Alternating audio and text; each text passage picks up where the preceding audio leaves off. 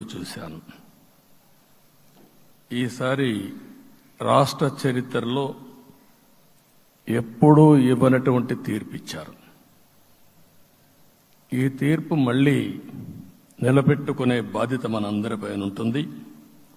అయితే రాష్ట్రంలో ఉండే 5 కోట్ల ప్రజలందరికీ శిరస్సు వంచి పాదాభివందనం చేస్తున్నా. ఈ రాష్ట్రాన్ని కాపాడుకోవడానికి మీరు చూపించిన చొరవ కోసం అందరం కూడా ఒకటి క్యాంపెయిన్ చేశాం. ప్రజలు గెలవాలి, రాష్ట్రం నిలబడాలి. ప్రజలు గెలిచారు. రాష్ట్రాన్ని నిలబెట్టే బాధ్యత ఇక్కడుండే శాసనసభ్యులపైన మనందరిపైన ఉంది. ఈ విషయం మనం గుర్తుపెట్టుకోవాల్సిన అవసరం ఉంది. ఒక అరాచక పాలన, ఒక విధ్వంసకర పాలన. మామూలుగా ఇది చూస్తే ఈ కూటమి ఏర్పాటు చేసినప్పుడు కూడా నేను ఎప్పుడూ మర్చిపోలేను. ఇప్పుడే పురంధేశ్వరి గారు చెప్పారు, పవన్ కళ్యాణ్ గారు చెప్పారు.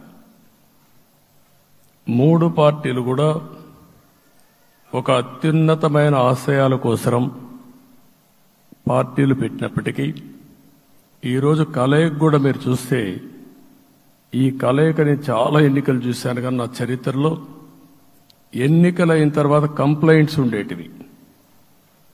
ఇక్కడ పలానోళ్ళు సరిగా పనిచేయలేదు, ఇక్కడ ఈ నాయకులు కోఆపరేట్ చేయలేదని.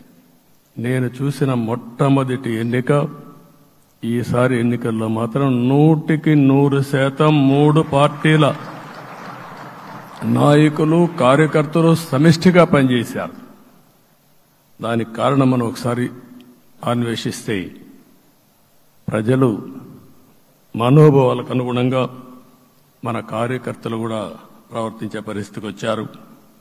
రాష్ట్రంలో ఉండే ప్రతి ఒక్క కార్యకర్తని, 3 పార్టీల తరపున ఉండే ప్రతి ఒక్క కార్యకర్తని, నాయకుడిని మనస్ఫూర్తిగా అభినందిస్తున్నా, ధన్యవాదాలు తెలియజేస్తున్నా, కృతజ్ఞతలు తెలియజేస్తున్నా.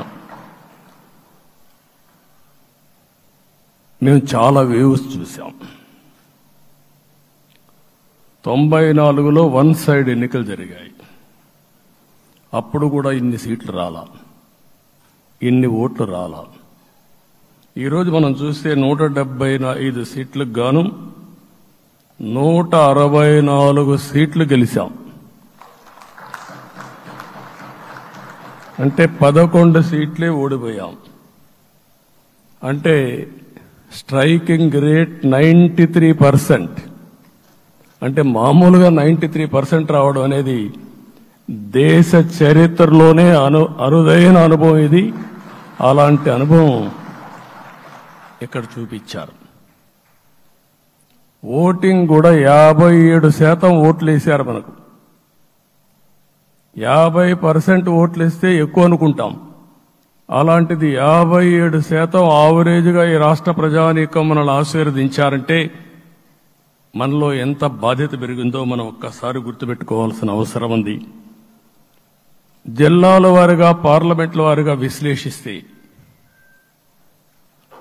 శ్రీకాకుళం క్లీన్ స్వీప్ 7కు 7 గెలిచాం. విజయనగరం అన్నీ గెలిచాం. అరకు 2-3 ఎన్నికల్లో మనం గెలవకుండా ఈసారి ఎన్డీఏ అభ్యర్థులు చూస్తే 7కు 5 గెలిచాం. మన దురదృష్టం పార్లమెంటు పోయింది.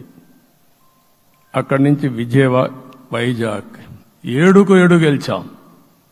అనకాపల్లి 7కు 7 గెలిచాం. దెన్ తూర్పుగోదావరి, కాకినాడ, అమలాపురం, రాజమండ్రి, నరసాపురం, పక్కన వస్తే ఏలూరు, మచిలీపట్నం, కృష్ణా, గుంటూరు, నరసరావుపేట, బాపట్ల అన్స్టాపబుల్ 7కు 7 గెలిచాం. అక్కడి నుంచి ఒంగోలులో బ్రేక్ పడింది, ఒక 2 సీట్లు పోయినాయి. అక్కడి నుంచి నెల్లూరు 7కు 7 గెలిచాం. తిరుపతి 7కు 7 గెలిచాం. కానీ దురదృష్టం పార్లమెంటు పోగొట్టుకున్నాం. చిత్తూరు ఎప్పుడు ఇన్ని సీట్లు గెలవాలి, 7కు 7 గెలిచాం.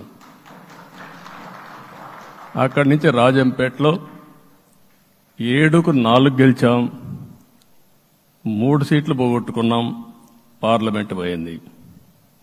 అక్కడి నుంచి మీరు చూస్తే చరిత్రలో ఎప్పుడూ గెలవని విధంగా కడపలో 7కు 5 గెలిచాం మనం. ఆ తర్వాత అనంతపురకు వస్తే క్లీన్ స్వీప్ 7కు 7 గెలిచాం. హిందూపూర్లో 7కు 7 గెలిచాం. నంద్యాల ఎప్పుడూ ఊహించని విధంగా 7కు 7 గెలిచాం.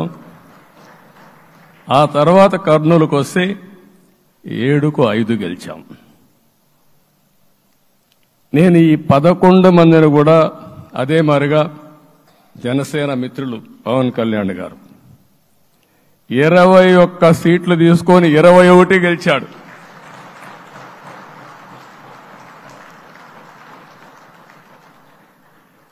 బీజేపీ 10 సీట్లు తీసుకుంటే